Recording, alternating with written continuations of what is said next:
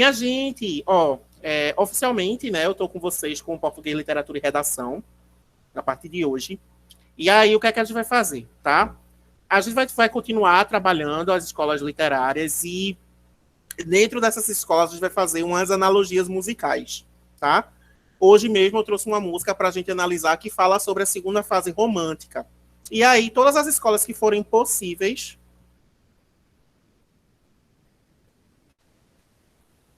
Eu tô vendo aqui.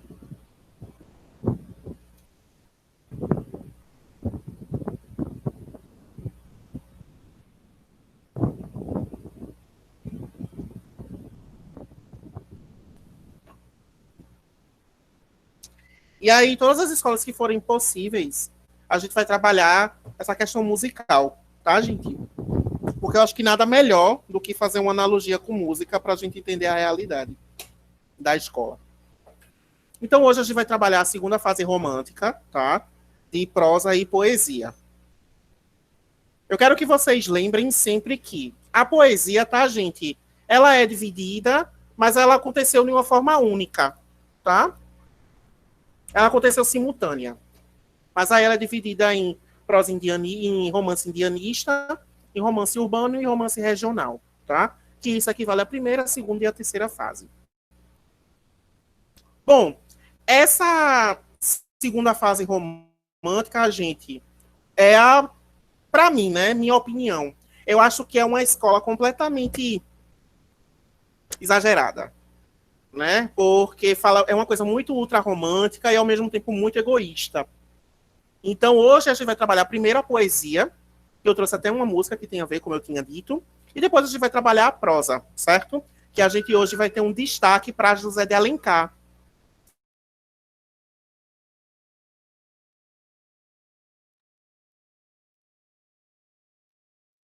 Que José Rosa, gente, ele foi o rei de tudo, indianista, ele tem romance regional, ele tem que trabalhar a poesia, que é o que a gente mais conhece, para depois a gente trabalhar a prosa, tá bom?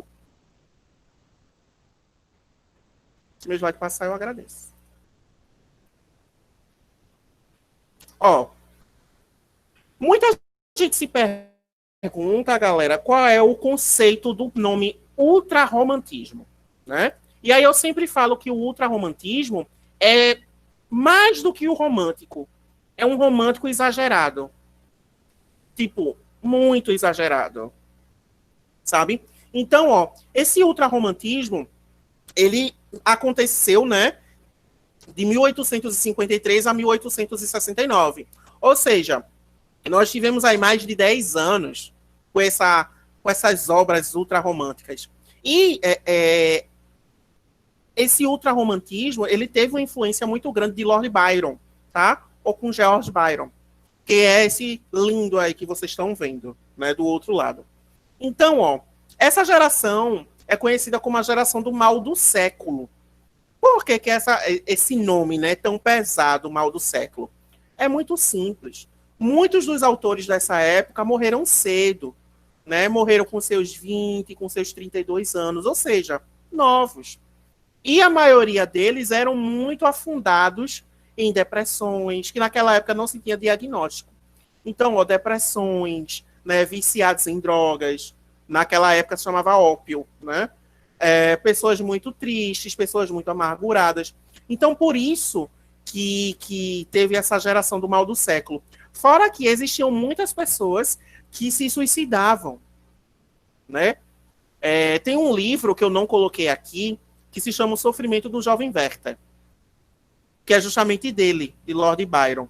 Que, quando as pessoas liam aquele livro, né, elas se suicidavam no final do livro. Por quê? O final do livro, o eu lírico, que é o personagem principal, ele se suicida, tá? Então, por isso também que foi conhecido como o mal do século. Então, dentro dessa segunda geração romântica, nós trabalhamos muito a morte, o amor não correspondido, o tédio, a insatisfação, o pessimismo, tá? Por quê? Lord Byron trabalhou muito isso na literatura inglesa, tá, gente? Ele é inglês. Então, o romântico, a obra romântica inglesa, né, trabalha essa mesma linhagem que a literatura brasileira. Tanto é que o ultrarromantismo é baseado no romantismo inglês, sem tirar nem pôr, certo? Então, ó, Por que que também as pessoas da época morriam cedo? Muitos autores eram boêmios, né? Vivia da escrita, vivia em bar, vivia bebendo. Então, assim, tudo isso, né, gente, gera o que as doenças que nós conhecemos. Cirrose, hepatite, coisas do tipo, né? Porém, a doença que mais matou nessa segunda fase romântica foi a tuberculose. Por incrível que pareça, né? No século XIX era uma doença muito comum. Então, muitos dos autores morreram de tuberculose, certo? Alguém tem alguma dúvida sobre esse conceito geral de ultrarromantismo?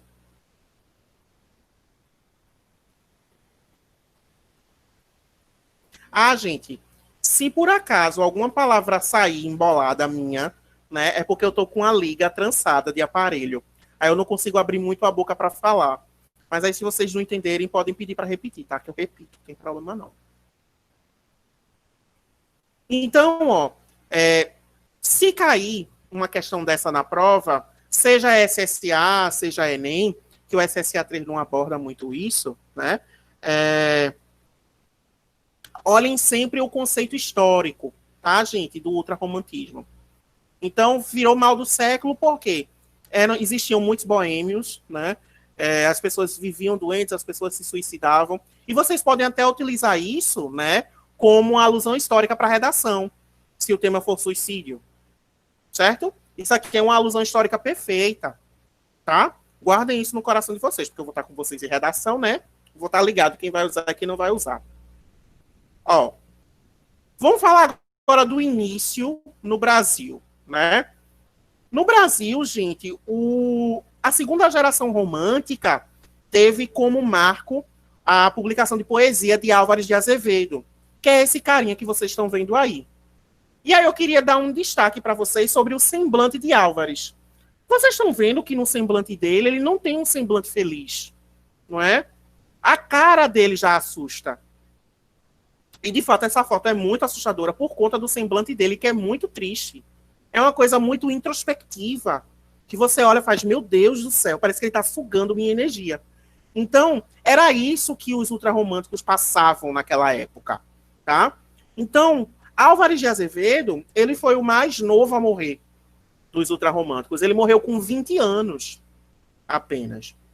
Então, assim, você vê, né, esse eu não quero dizer exagero sentimental, mas esse sentimento tão exacerbado, né, pela sua amada, pela sua vida, e essa coisa tão triste, essa coisa tão profunda, essa coisa tão introspectiva, essa coisa tão dolorosa, isso faz muito mal.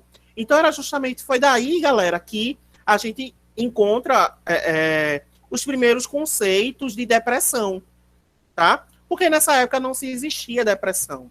Mas aí a gente faz uns estudos, principalmente na universidade, que a gente entende que alguns comportamentos, algumas falas, algumas características humanas dessa época levam a entender, né, que alguns tinham depressão, outros tinham esquizofrenia.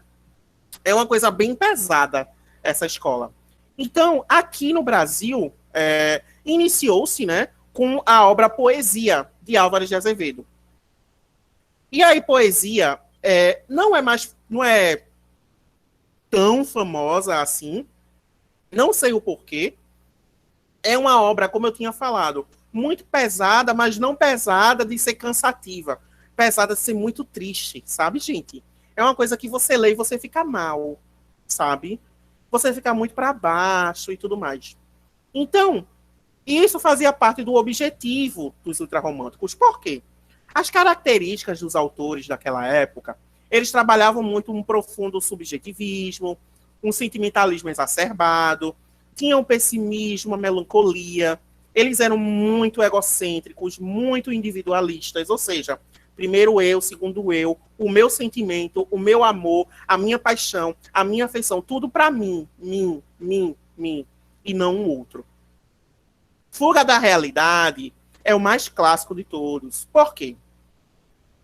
Correm os boatos, tá? Que esses textos que foram escritos pelos ultrarromânticos, Ou eles estavam bêbados ou eles estavam drogados. Mas isso não é nada confirmado, tá?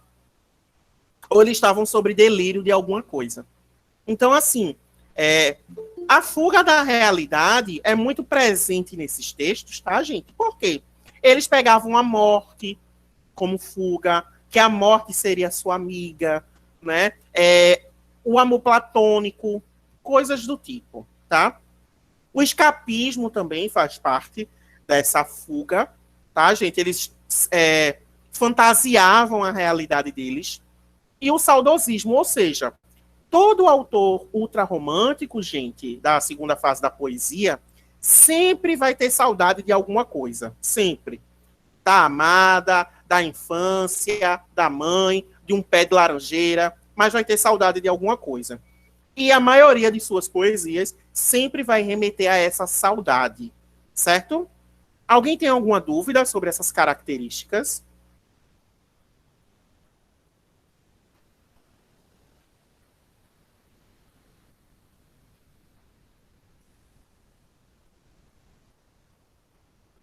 Beleza.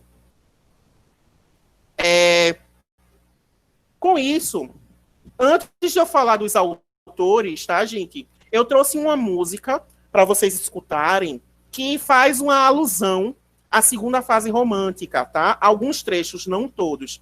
Eu vou botar para vocês escutarem, tá? Se vocês não estiverem ouvindo, fale aqui no chat para mim, por favor, que aí eu dou uma configuração e volta, certo? Vou colocar para você rapidinho.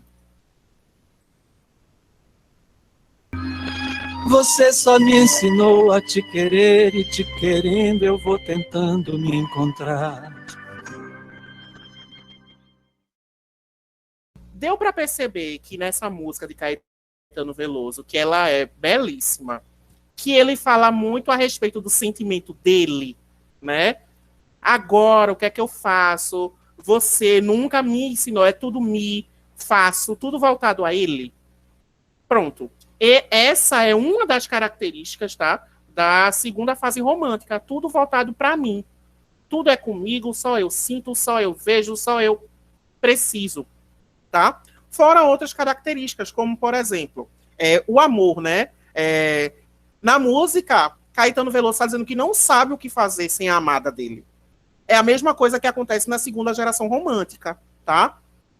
Quando os autores falam dessa amada, né, é porque justamente eles não sabem o que fazer com a ausência dela. Então, Você Não Me Ensinou a Te Esquecer, de Caetano Veloso, faz uma alusão muito boa a essa segunda fase romântica. Existem outras músicas, professor? Existem. Tem uma música que é muito mais pesada que essa, que ela traz o semblante, de fato, introspectivo, que se chama Via Láctea, de Renato Russo, né? Que ele gravou essa música uns meses antes de morrer. Então, aquela música dele tá fincada o pessimismo. E ela é muito forte de se ouvir, porque você sente que ele tá depressivo, sabe? E é isso que o texto da segunda fase romântica traz. Certo, gente? Conseguiram captar o que, como é que se diz? A música quis trazer com essa segunda fase. Tá vendo? É muito melhor quando a gente traz uma música para analisar, não é não?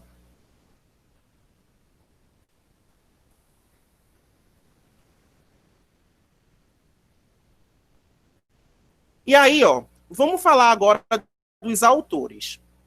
Existem 5, certo? Mas aí o destaque, galera, é só de 4 autores da poesia, tá? São os 4 que os vestibulares adoram trabalhar com frequência, que é Álvares de Azevedo, Casimiro de Abreu, Fagundes Varela e Junqueira Freire, tá? Ó, Álvares de Azevedo foi o que morreu com 20 anos, tá, gente? Que foi o que eu tinha mostrado, o semblante dele muito triste e tudo mais. Então, ó, ele era escritor, era dramaturgo, era contista, era poeta e ensaísta brasileiro. Ou seja, ele era inseridíssimo na arte, tá? Então, ó, ele escreveu Três Liras e Noite na Taverna. Noite na Taverna é o texto mais famoso dele, tá? A poesia completa. Porém, uma poesia que ele escreveu, que ficou muito famosa, mais do que as obras dele, inclusive, foi Se Eu Morresse Amanhã, que eu trouxe para vocês em áudio também, para vocês escutarem. Então, Álvares de Azevedo, gente, ele morreu muito jovem, como eu tinha falado, com 20 anos, tá?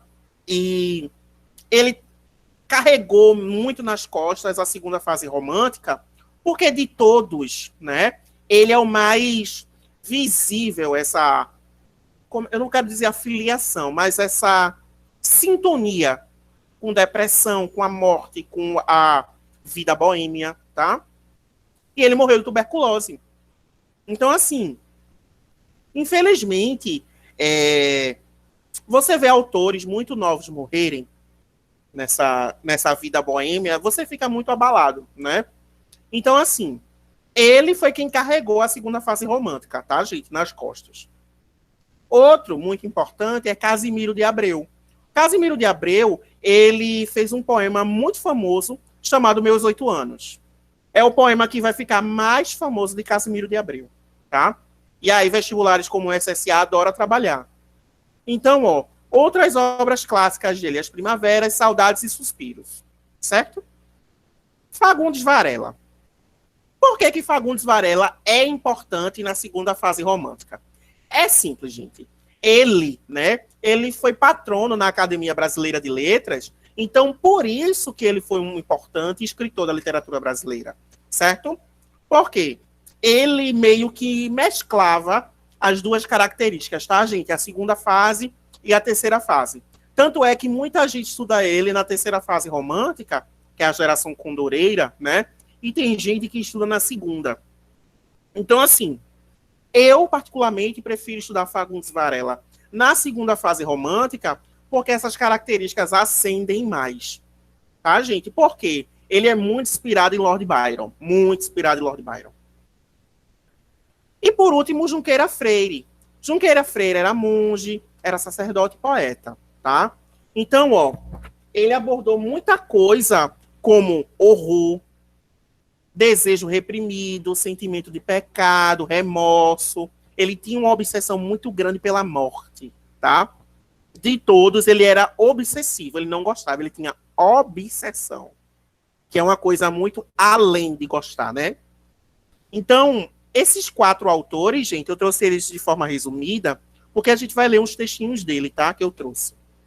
Mas, assim, professor, dos 4, qual é que marcou mais a fase? Não só pelos textos, mas pela vida. Álvares de Azevedo. Por quê?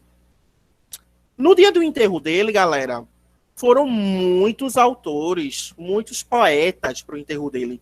E o poema que a gente vai ouvir daqui a pouco, dele, né, foi recitado no dia do enterro por Joaquim Macedo. Eita, esqueci o nome do homem. Joaquim Macedo, né? Que foi o que escreveu A Moreninha. Então, ó, ele leu no dia do enterro de Álvares de Azevedo. E vocês vão sentir o peso do texto, né? De Se Eu Morresse Amanhã, que vocês vão ver que ele passava uma coisa muito sufocante, tá, gente?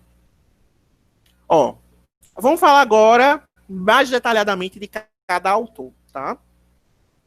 Ó, devido à morte prematura, gente, de Álvares de Azevedo, o que foi que aconteceu? Todas as obras dele, né, foram publicadas depois da morte. Todas. Ele nunca publicou uma obra em vida, tá? Então, ó, ele fez uma antologia poética chamada Lira dos 20 Anos. Ele tem uma única obra que ele conseguiu preparar para publicação, mas infelizmente só foi publicada depois que ele morreu, tá? Um homem sem sorte, né? Então, ó, a escrita dele, gente, é a mais parecida de todas com a de Lord Byron. Você tá lendo Álvares, você tá lendo Lord Byron. É fato, é factual isso, tá? Então, ó, o que é que Lord Byron tinha, que Álvares de Azevedo tinha de comum? O pessimismo.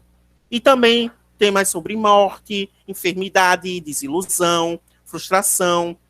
Então, assim, tudo isso é muito bem trabalhado, tá? Como eu tinha falado, ó, a gente vai ouvir agora um poema chamado Se Eu Morresse Amanhã, tá? Lembrei o nome que eu tô vendo aqui, Joaquim Manuel de Macedo. A gente vai ouvir, certo? Essa poesia. Eu quero que vocês fiquem atentos a cada palavra, e aí a gente vai debater um pouquinho sobre ela depois, tá bom? Deixa eu só configurar aqui. Quem vai recitar esse poema é Paulo Altran. É um ator que já é falecido, certo? Mas a voz dele é muito necessária para vocês entenderem o sentimento do autor que escreveu, tá? Vou botar para vocês aqui.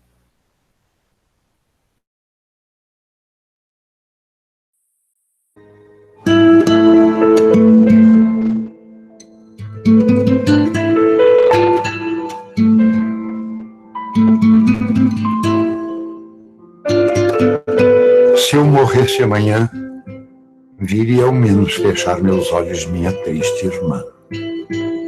Minha mãe de saudades morreria se eu morresse amanhã.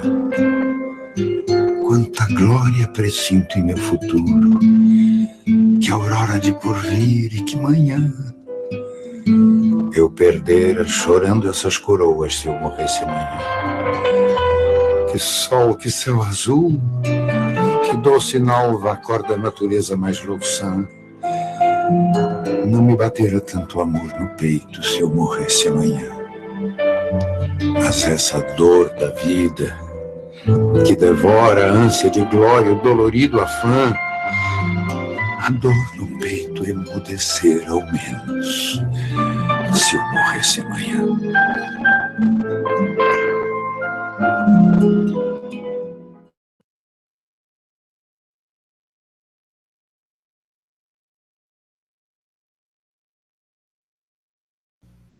O que é que vocês acharam? É pesado, não é?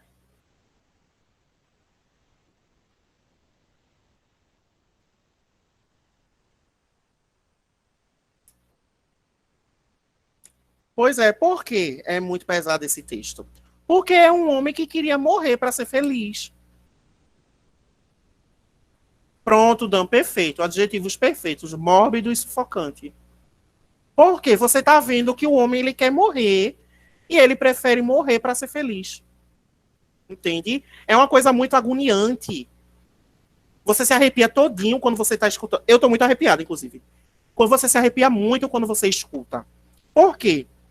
Dentro de nós, né, a gente tem aquele sentimento de tipo, não, vamos lutar pela vida, minha gente, vamos fazer melhorar essa vida, vamos lutar. Ele não, ele queria morrer. Ele queria morrer. E aí, né, gente, dizem, né, que essa tuberculose, ela foi mais agravada por conta dessa depressão. Então, infelizmente, falar de Álvares de Azevedo é muito triste. Muito triste. Pela forma que ele levou a vida, tá? Outro que morreu jovem, Casimiro de Abreu. Casimiro de Abreu morreu com 21 anos. Então, ó, Álvares com 20, Casimiro com 21. Então, diferente do outro, né, diferente de Álvares, ele teve muitas obras publicadas, tá? Então, ele foi também um dos maiores poetas, mas ele foi maior, não foi pela, eu não vou dizer assim, pela intensidade do texto, sabe, gente? Mas ele foi maior porque teve muita obra publicada, ele conseguiu, né? Diferente de Álvares, que morreu sem ver suas obras publicadas. Então, o que é que ele escrevia muito, Casimiro de Abreu? Ele abordava muito amor, decepção, medo. Então, ó, ele tinha na obra dele uma coisa bem adolescente. Sabe romance de quinta série? Aquela coisa bem melosa, bem... sabe aquela coisa bem amor platônico? Pronto, era Casimiro de Abreu. Aquela coisa bem... que você olha e fala, ai, que meloso, ai, que saco. Ai, é assim, desde Casimiro de Abreu, né? E aí, quando ele morreu, gente, ele ficou muito famoso também por conta desse lirismo, tá? Esse lirismo de adolescente. Então, ele botava o sentimento dele no livro, né? Geralmente o eu lírico era ele e as personagens eram a mulher amada. Ó,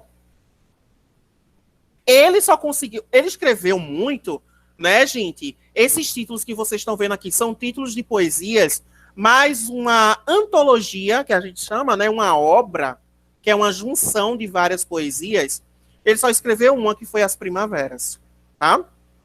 E aí, de poesias que ele escreveu, ó, Meus 8 anos, Saudade, Minha Vida é Triste, Amor e Medo, Desejo, Dores, Berço e Tumulto, Infância, A Valsa, Perdão, Poesia e Amor, Segredos e Última Folha.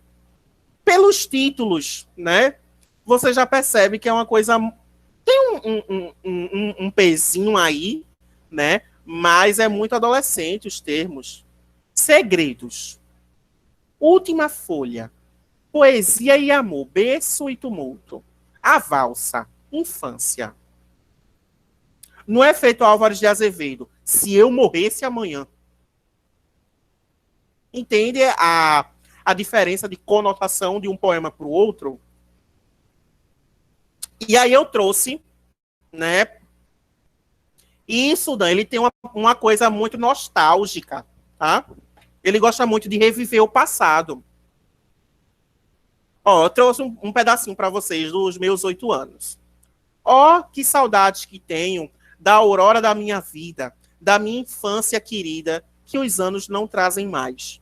Que amor, que sonho, que flores, naquelas tardes fagueiras, à sombra das bananeiras, debaixo dos laranjais. Como são belos os dias do desapontar da existência. Respira a alma a inocência, com perfumes à flor. O mar é lago sereno, um céu, um manto azulado, um mundo, um sonho dourado, a vida, um hino de amor. Então, ó, ele pegava muito saudade da infância dele, né? E é um poema bonito, que a gente sente falta da infância, né? Não é aquela coisa sufocante de Álvares de Azevedo.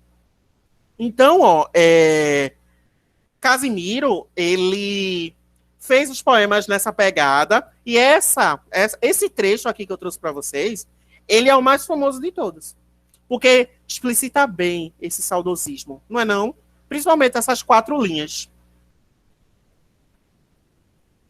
Beleza, gente?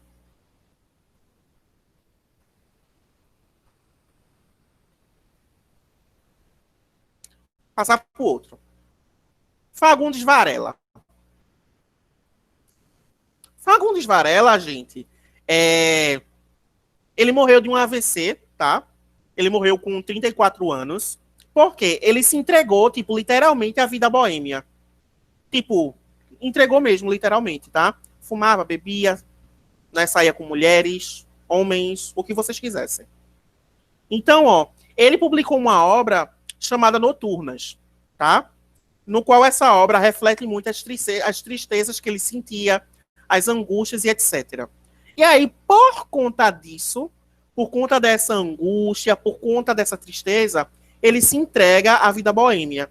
Então, quando a gente fala, galera, de fuga da realidade, é geralmente isso que os autores faziam, né? Tinha uma tristeza, tinha uma coisa chata acontecendo e fazia assim, vou beber. Ou então, vou me drogar. E isso é muito real hoje, tá? Atualmente. Isso é o que a gente chama de escapismo. Ou fuga da realidade, tá? Do tipo, o que é a diferença de um e de outro? A fuga da realidade é quando você meio que fantasia algo completamente diferente do que você vive. Entendeu? Diferente, por exemplo, de escapismo. O escapismo é escapar daquele momento do problema. É eu chegar e dizer assim, minha vida tá tão triste. Vou tomar uma cerveja. Isso é escapismo. Certo? Então, ó, ele morreu com 34 anos, com um acidente vascular cerebral, e ele abordava muito temas sociais. E é justamente por isso que a galera estuda muito ele na terceira fase. Porque, ó, ele aborda tema social e político. Porém, ao mesmo tempo, ele trabalha com a solidão, a melancolia, a angústia, a desilusão e desengano. Então, por isso que também estudou ele na segunda fase. E eu prefiro estudar ele na segunda fase porque esses temas, né, solidão, angústia e tudo mais, eles se evidenciam muito no texto. Muito, tá? E aí a obra mais famosa dele é Noturnas, que eu acho que eu trouxe para vocês, Noturnas, eu acho. Ah, não trouxe não, não achei. Lembrei disso agora. Ó, Junqueira Freire. Junqueira Freire, ele tem uma curiosidade. Por quê? Ele, quando mais novo, ele tinha interesse de ingressar na vida religiosa, porém, anos depois ele abandona a vida religiosa. Oxente. Ele tem essa curiosidade. Eu acho que ele chegou no mosteiro e fez assim, aí não era o que eu imaginava não, vou abandonar. Abandonou. E aí, depois que ele abandonou o mosteiro, ele vai se excluir em casa, certo? Que recolher não, é excluir, né? Ele se exclui da sociedade. E aí escreve a autobiografia que se chama Inspirações do Claustro. Então, ó, mais um que morreu cedo. Que morreu com 22 anos porque ele tinha uma doença cardíaca. Não sei que doença é essa, tá, gente? Não sei. Mas ele morreu, parece que foi de um infarto. Infarto. Não sei ao certo. Então, assim, vocês podem ver que os autores dessa época morreram muito jovens. Ó, Álvares com 20, Casimiro com 21, Juqueira com 22 e Fagundes com 34. São muito novos, entende? Então, ó, olha as obras que ele escreveu, Junqueira. Desespero na solidão, remorso do inocente, Teus olhos, O arranco da morte, Martírio, Tratado de eloquência nacional, Ambrósio, Louco e temor. Um homem desse vai ler o próprio texto dele, vai ter um troço. Que eu teria. Se eu pegasse uma obra e dissesse assim, O arranco da morte. Meu Deus. Entendem? Então era esse peso que eles queriam trazer. Professor, era proposital esse peso? Ou esse peso? Às vezes. Às vezes era a realidade deles. Tá, gente? Eu consegui achar uma poesia de Junqueira Freire do meu livro de literatura. E vou ler. Se meu slide passar, claro. Temor.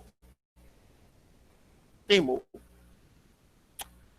Aí o que é que eu vou dizer para vocês? Para vocês imaginarem, sentirem o que Junqueira Freire escreveu.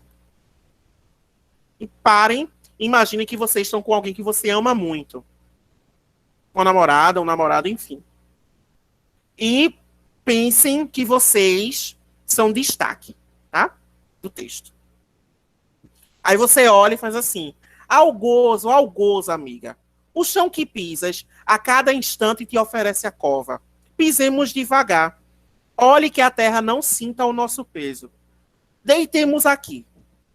Abrace-me os braços. Escondamos um no seio do outro. Não há de assim nos avistar a morte, ou morremos juntos. Não fales muito. Uma palavra basta.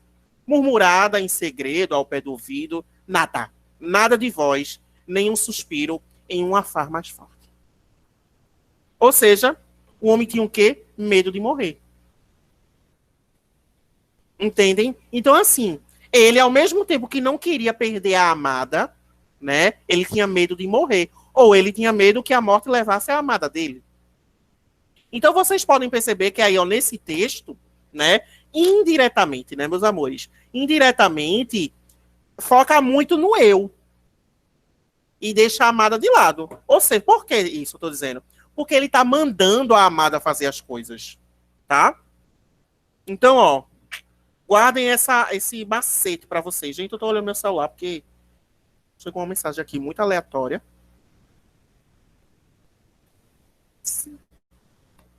Enfim. Entenderam?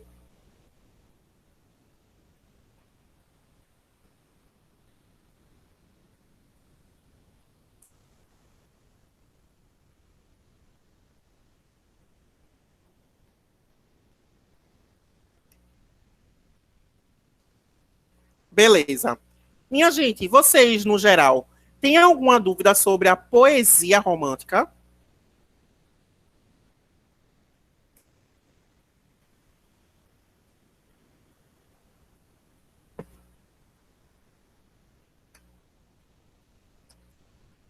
Posso, Igor, ver. Junqueira Freire, ele tinha um medo muito grande de morrer, e além disso, ele tinha medo de perder a amada dele para a morte. Então, uma das características muito fortes no texto de Junqueira Freire é o egocentrismo. Se você ler essa poesia, Temor, você vai ver que ele está meio que mandando a amada fazer as coisas, e não ela vai fazer por conta própria. Então, ó, tá pedindo para ela pisar devagar, tá pedindo para deitar no peito dele, tá pedindo para ela não falar muito. Então, ó, é muito que ele no controle da situação toda. E aí, por que isso, professor? Porque ele não quer perder a amada dele para a morte. Deu para entender, Igor?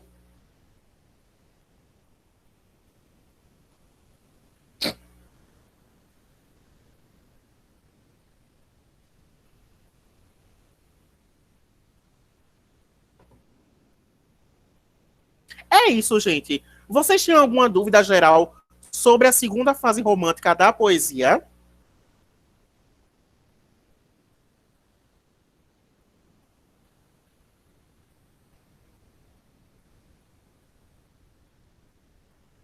Beleza. Agora nós vamos entrar na segunda fase da prosa, que é o romance urbano. Ai, eu amo. Eu amo falar disso. Porque é completamente oposto. Porque ó, é o romance social mais babado do século XIX. Por quê? O que é que acontecia? Romance urbano. O romance urbano, gente, ou como alguns chamam de romances de costumes, retratavam muito o Brasil, principalmente no segundo reinado, tá?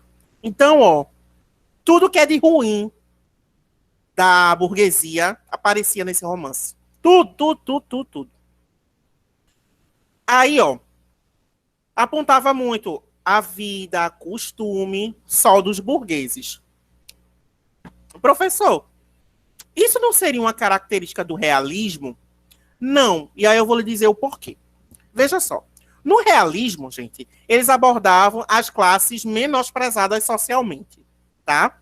No romance, eles abordavam as classes mais abastadas financeiramente.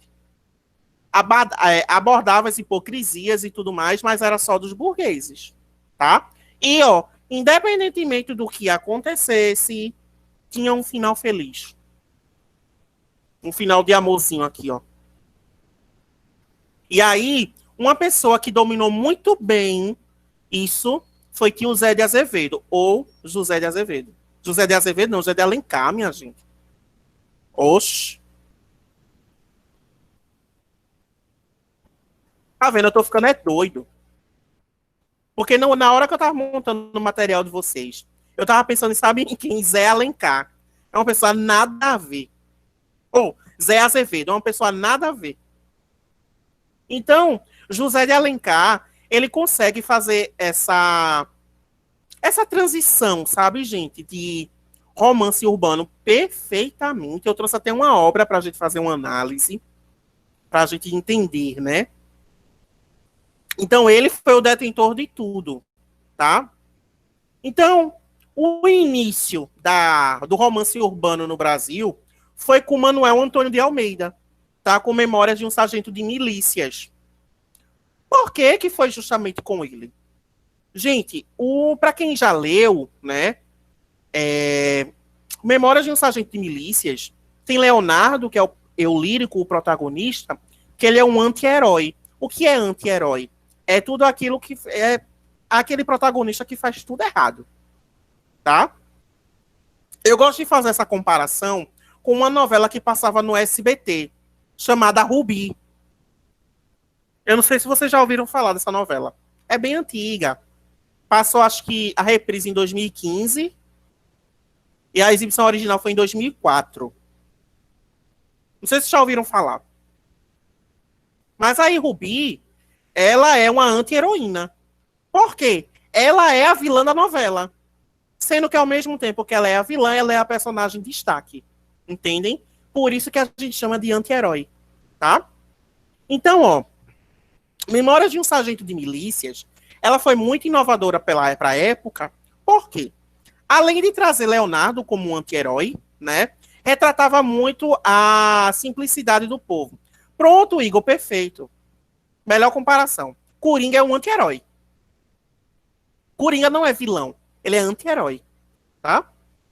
Então, ó, o autor, ele vai descrever a cidade, a sociedade e os costumes com muita sátira, com muita ironia, com muito humor, né? Por quê?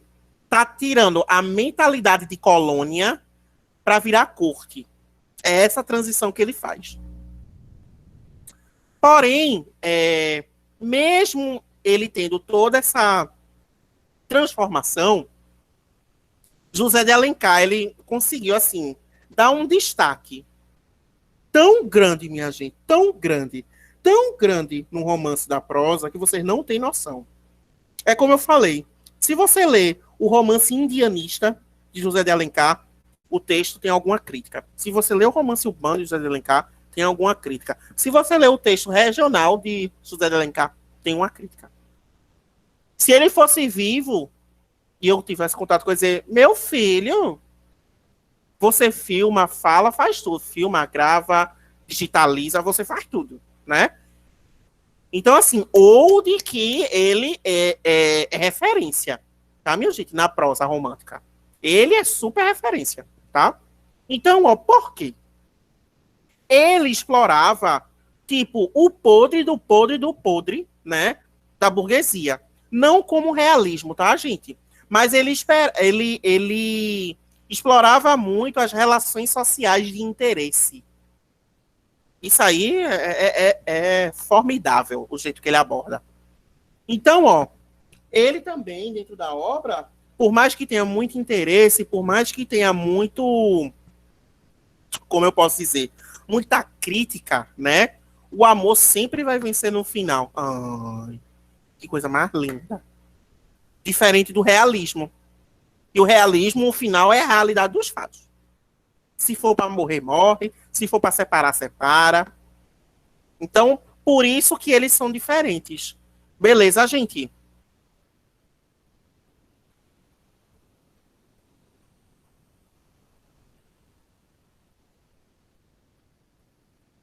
Então aí, ó, por que que a gente vai falar de José de Alencar? José de Alencar, ele escreveu as obras dele, né, gente, eram muito voltados para o nacionalismo, para a história e para a cultura popular brasileira, tá? Então, é como eu falei, ele retratava muito as relações sociais de interesse, ou seja, valores morais, tá? E aí, por conta dele, esse texto de moralidade foi muito valorizado. Por isso que na história, tá, gente? Nesse segundo reinado, há muitos questionamentos sobre como funciona a sociedade. Tá? É justamente por conta dele. Porque a sociedade se enxergava naquele texto. Não era aquela coisa idealizada do tipo assim, Igor, Dan, Mateus, Jeff, são homens perfeitos, homens que trabalham, homens que não têm interesse na mulher amada. E Thalita é aquela mulher maravilhosa que fica passeando, né, pelo Rio de Janeiro, olhando as casas, tomando chá. José de Alencar, ele faz isso aqui, ó, ele pega e tá, corta. Então ele vai dizer assim, Igor vai casar com Thalita por conta de dote. Igor tá precisando de dinheiro, ele vai arrumar um casamento que pague a ele.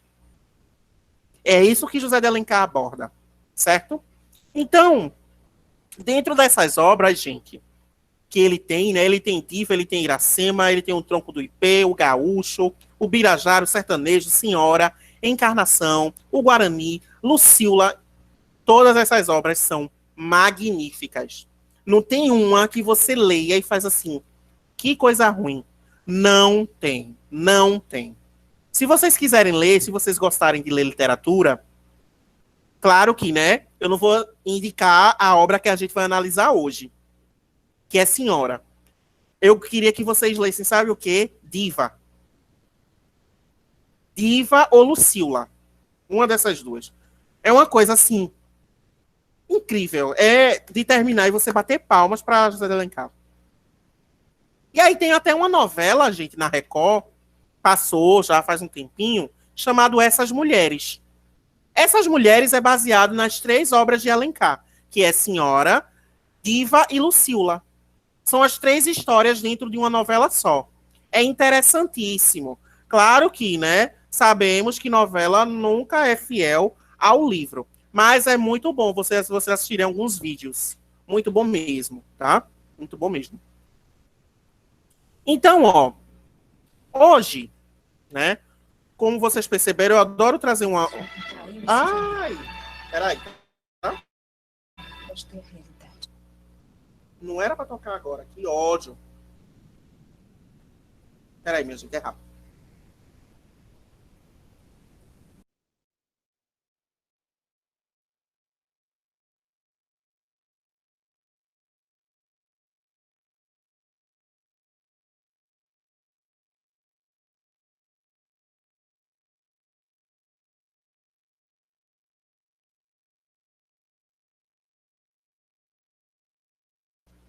Pronto, eu consegui configurar aqui. Ó, hoje a gente vai fazer uma análise sobre Senhora, tá?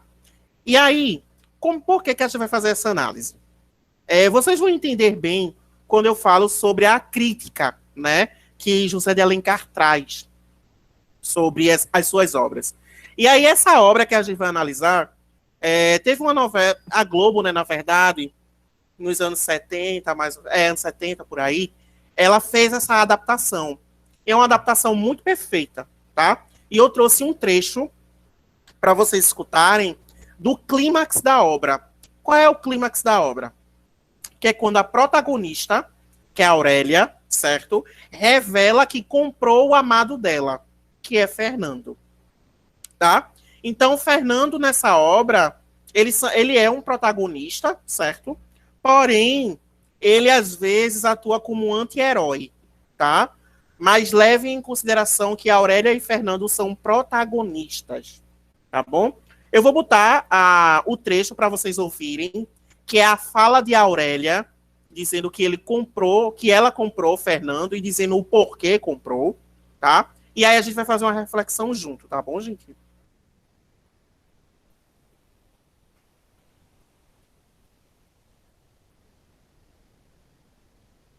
O senhor me traiu e se vendeu. O senhor me traiu e se vendeu. Esta é a realidade. Um homem vendido? Vendido, sim. Não tem outro nome. Sou rica. Muito rica. Milionária. Precisava de um marido. O senhor estava no mercado? Comprei-o. Custou-me 100 contos de réis. Acho barato. Muito barato.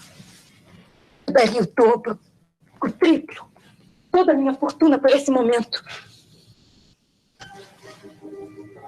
Sente-se, senhor meu marido. Não é preciso lhe dizer que amor foi o meu. Nem que adoração lhe devotou minha alma desde o primeiro dia em que eu o encontrei. O senhor não retribuiu, nem soube compreender o meu amor. Supôs apenas que eu lhe dava preferência entre outros namorados e que eu escolhia para herói dos meus romances, até aparecer algum casamento que o senhor, moço honesto, estimaria para colher à sombra o fruto de suas flores poéticas.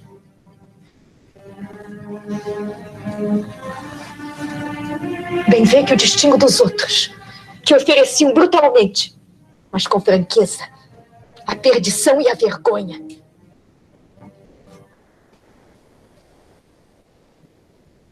Compreendi que o senhor não me amava. Nem como eu merecia, nem desejava ser amada. Mas não foi sua culpa, apenas minha, que não soube inspirar-lhe a mesma paixão que sentia. Pois não foi pelo amor de Dona Adelaide que o senhor me abandonou, e sim pelo dote, Um mesquinho dote de 50 contos de réis. Isso o senhor não tinha o direito de fazer e eu jamais serei capaz de perdoá-lo. Que me desprezasse a mim. Mas não que descesse da altura em que eu havia colocado minha alma.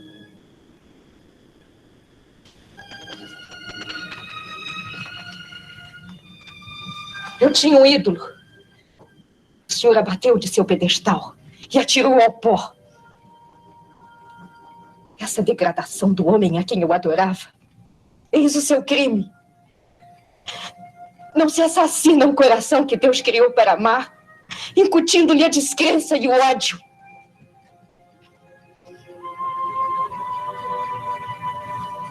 A riqueza que Deus me concedeu chegou um pouco tarde. Não me permitiu nem o prazer da ilusão que tem as mulheres enganadas. Não. Quando recebi a herança, já conhecia o mundo e suas misérias. Já sabia que a moça rica é um arranjo e não uma esposa. Pois bem, senhor, essa riqueza servirá para dar-me a única satisfação que ainda posso ter neste mundo. A de mostrar a este homem que não me soube compreender que tipo de mulher o amava e que tipo de alma perdeu.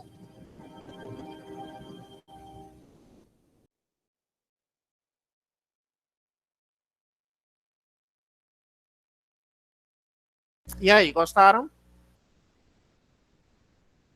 Esse texto, gente, ele tá como eu posso dizer, fidedigno ao livro de José de Alencar. O que é que vocês acharam?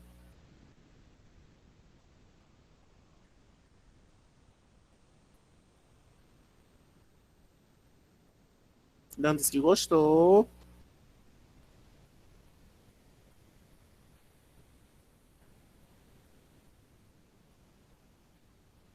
A letra achou impactante. Gabriel gostou também. É isso, gente. Ó, José de Alencar, quando ele aborda essas temáticas sociais, né, essa decadência burguesa, é justamente isso que aquela sociedade fazia, tá? Ela valorizava muito o dinheiro. Então, ó, Senhora é uma obra muito clássica por conta disso. Ela mostra bem essa valorização capitalista, certo? Então, ó, ele faz, José de Alencar, uma crítica que essa classe burguesa, dava o dinheiro.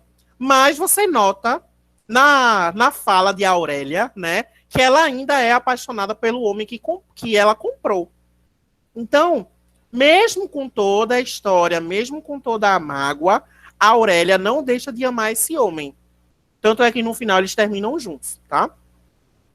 E aí, ó, a Aurélia e Fernando, tá, gente? Eles são o protagonista de destaque dessa obra. Por quê? Eles passam por mudanças muito radicais na obra, tá? Por quê? A Aurélia, ela começa com uma moça muito inocente, uma mulher muito calma, muito tranquila, e se transforma numa mulher vingativa, tá? Enquanto Fernando é o contrário. Ele começa como um homem interesseiro e termina como um homem arrependido. Então, José de Alencar, ele gostava de trabalhar muito essas transformações sociais. Tá, gente? Guardem isso no coração de vocês. José de Alencar é igual a transformação social. Transformação de um personagem em outra coisa. Mostrando o quê? Que a gente nunca vai ser 100% bom e nunca vai ser 100% ruim. Tá? E essa característica vai ser muito abordada no realismo. E aí, o que é interessante nessa obra de Senhora? O romance é dividido em 4 capítulos, tá, gente? 4 capítulos. O primeiro capítulo é o preço do casamento, certo? Que a Aurélia conhece Fernando, tem uma relação, mas Fernando abandona a Aurélia porque conhece Adelaide, que Adelaide compra Fernando, né, por 50 contos de réis. Quitação. Quitação é como se fosse a vida dando o que a Aurélia merece, que ela mostra a Aurélia saindo da pobreza e indo para a riqueza, né? Por quê? A Aurélia era muito vista na sociedade, tá, gente? Porque ela era muito bonita, ela era muito feminista, ela era muito segura do que fazia, né? Sendo que ela era pobre. E como ela era pobre, ela não era tão vista assim pela burguesia. Depois que ela enriqueceu, aí a sociedade começa a olhar para ela. Mais uma vez, a crítica do dinheiro. Que só quando as pessoas têm dinheiro é que você passa a ser observada. E isso não deixa de ser uma mentira, porque até hoje isso acontece.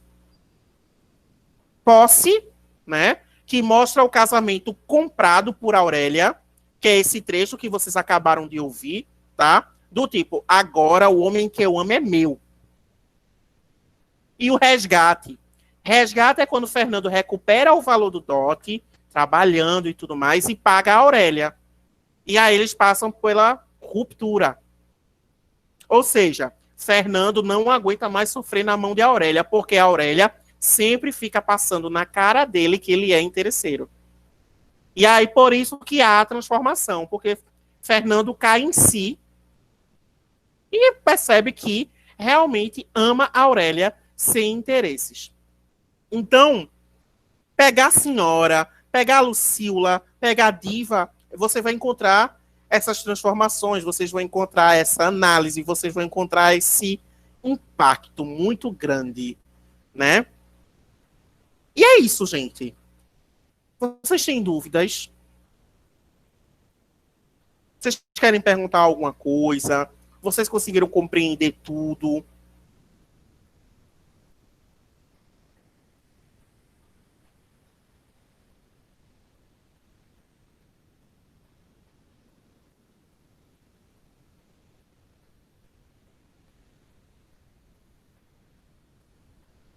Beleza. Vejam, o material vai ser postado no Google Sala de Aula, tá? Não só esse, como todos os outros que eu dei, sendo que eu não vou postar hoje. Eu acho que eu vou postar amanhã, sábado, não sei ao certo, tá? E sobre redação, se vocês tiverem alguma dúvida, como o Daniel já fez, pode vir me procurar, certo? E aí, quando a gente tiver as assessorias de redação, a gente vai conversar, vai olhar a estrutura, vai fazer umas análises bem legais, tá bom? Eu quero que vocês façam um favor para mim. Próxima aula, a gente vai ter português. E aí a gente vai ver figuras de linguagem, tá? Se vocês tiverem dúvidas, já anotem e a gente já vai tirando aqui, tá certo? Na próxima aula. Um beijo aí no coração de todo mundo e até semana que vem, tá bom, povo?